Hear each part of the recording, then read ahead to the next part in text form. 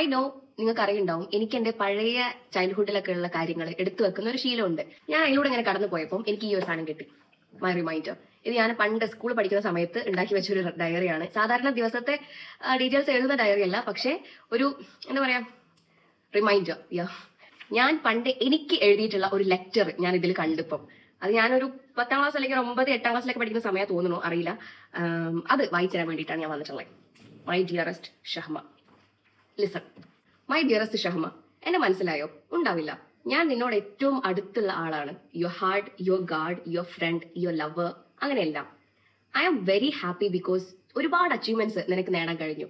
Exam മാർക്കൊക്കെ തകർത്തു. നീ നിന്റെ ഡ്രീംസിന് പിന്നാലെ പോവുകയാണ്. എന്നും അവരുണ്ടാവും നിന്നെ നയിച്ചു കൊണ്ടുപോവാൻ. കുറെ കാര്യങ്ങളുണ്ട് നിനക്ക് ലൈഫിൽ നിന്നും ഒഴിവാക്കാൻ. ഒരു വാക്ക് പറയുമ്പോൾ ആദ്യം ഒന്ന് ആലോചിക്കുക. അങ്ങനെ ചെയ്താൽ പിന്നെ നിന്റെ ലൈഫിൽ ഒരു സങ്കടം ഉണ്ടാവില്ല. നിനക്കുള്ള പോരായ്മകളും സങ്കടങ്ങളും നീ നിന്റെ കഴിവുകൾ കൊണ്ടും സന്തോഷങ്ങൾ കൊണ്ടും ഓടിച്ചു വിടണം.